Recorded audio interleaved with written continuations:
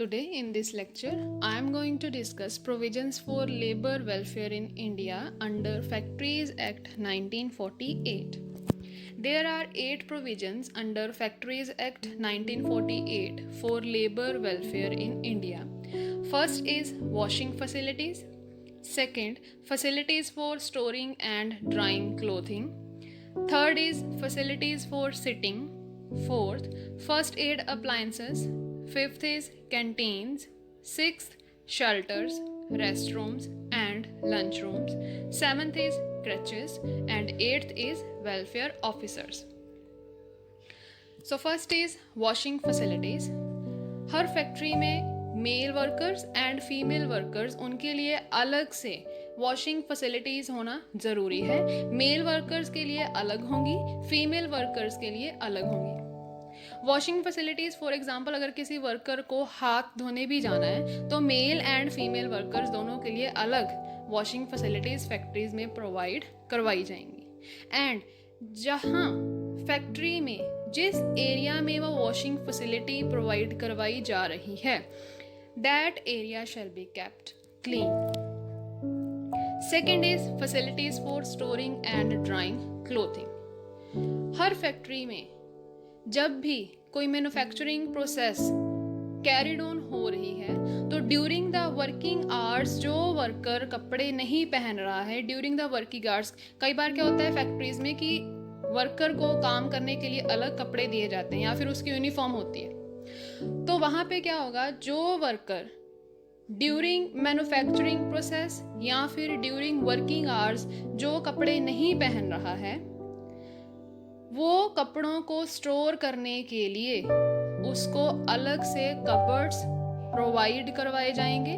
और अगर during the working hours उसके कपड़े गीले हो चुके हैं तो उनको ड्राई करने के लिए उसको वहाँ पे फैसिलिटी प्रोवाइड करवाई जाएगी.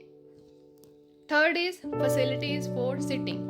अगर किसी वर्कर का काम स्टैंडिंग पोजीशन में है यानी कि उसने खड़े रहकर काम करना है तो उस वर्कर को इंटरवल्स में रेस्ट लेने के लिए बैठने के लिए वहाँ पे सिटिंग अरेंजमेंट्स प्रोवाइड करवाए जाएंगे. एंड अगर कोई वर्कर वही काम बाय सिटिंग कर सकता है देन जो फैक्ट्री का चीफ इंस्पेक्टर है वो उस वर्कर को सिटिंग अरेंजमेंट्स प्रोवाइड करवाएगा ताकि वो उस काम को बैठकर भी कर सके. Fourth is first aid appliances. Under factories act 1948 first aid देना ज़रूरी है, नेसेसरी है.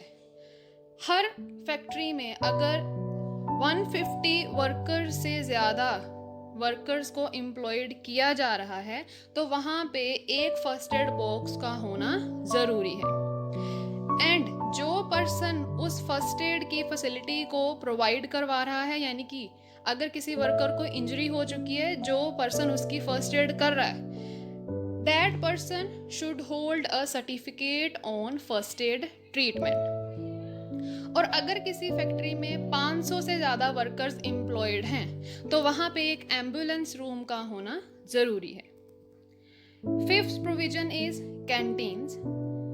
अगर फैक्ट्री में 250 वर्कर्स से ज़्यादा वर्कर्स एम्प्लॉयड हैं तो as per the state government rules उस फैक्ट्री में एक कैंटीन या फिर एक से ज़्यादा कैंटीन्स का होना ज़रूरी है for the use of workers. यानी कि अगर किसी वर्कर ने कुछ खाना खाना है या फिर कुछ और फूड स्टफ है जो खरीद कर वो खाना चाहता है तो वो खा सके. एंड जैसे स्टेट गवर्नमेंट ने रूल बनाए हैं जो फैक्ट्रीज एक्ट 1948 में लिखा गया है कि कौन से फूड स्टफ्स वहाँ पे प्रोवाइड करवाए जाएंगे, कैंटीन का कंस्ट्रक्शन कैसा होगा, कैंटीन का फर्नीचर क्या होगा या फिर कैंटीन में कौन से इक्विपमेंट्स यूज़ किए जाएंगे तो फैक्ट्री में उन्हीं प्रोविजंस को फॉलो किया जाएगा.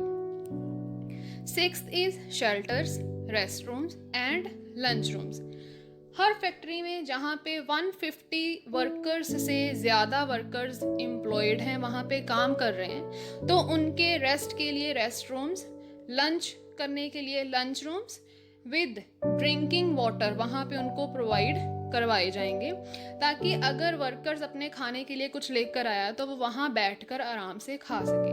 एंड जो रेस्टरूम्स और लंच रूम्स शेल्टर्स उनको प्रोवाइड करवाई जा रही हैं, जो फैसिलिटी वहाँ पे दी जा रही है, वो restrooms lunch rooms properly sufficiently lighted हो एंड वेंटिलेटेड हो और उनको अच्छी कंडीशन में, साफ कंडीशन में रखा जाए, उसकी साफ सफाई जो है वो रेगुलरली की जाए। लेकिन अब यहाँ पे ये भी प्रोविज़न है कि अगर फैक्ट्री में रेस्ट रूम्स हैं, लंच रूम्स अगर प्रोवाइड किए जा रहे हैं, तो कोई भी वर्कर ड्यूरिंग वर्किंग आवर्स जहाँ पे वो काम कर रहा है उसके वर्क रूम में बैठकर खाना नहीं खा सकता, उसको लंच रूम में जाकर ही खाना खाना पड़ेगा।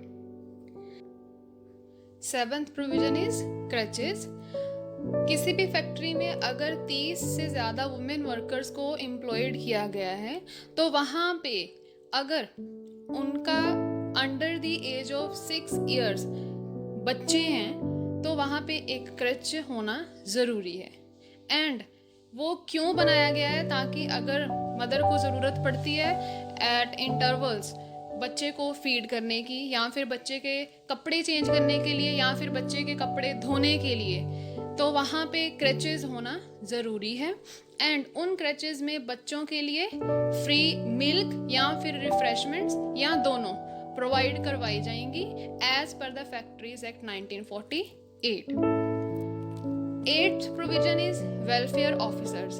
हर फैक्ट्री जहाँ पे 500 या उससे ज़्यादा वर्कर्स एम्प्लॉयड हैं, तो फैक्ट्री का जो ऑक्यूपायर है वहाँ पे एक पर्सन को एम्प्लॉय करेगा, यानी कि एक पर्सन को अपॉइंट करेगा as welfare officers to look after the welfare of the workers. And वो जो वेलफेयर ऑफिसर है वो एज पर जो स्टेट गवर्नमेंट ने रूल्स प्रिस्क्राइब्ड किए हैं, उसकी ड्यूटीज़ क्या होंगी, उसकी क्वालिफिकेशंस क्या होंगी, वो ऑफिसर उसको फॉलो करेगा। तो these are the welfare provisions under the factories act 1948। Thank you so much.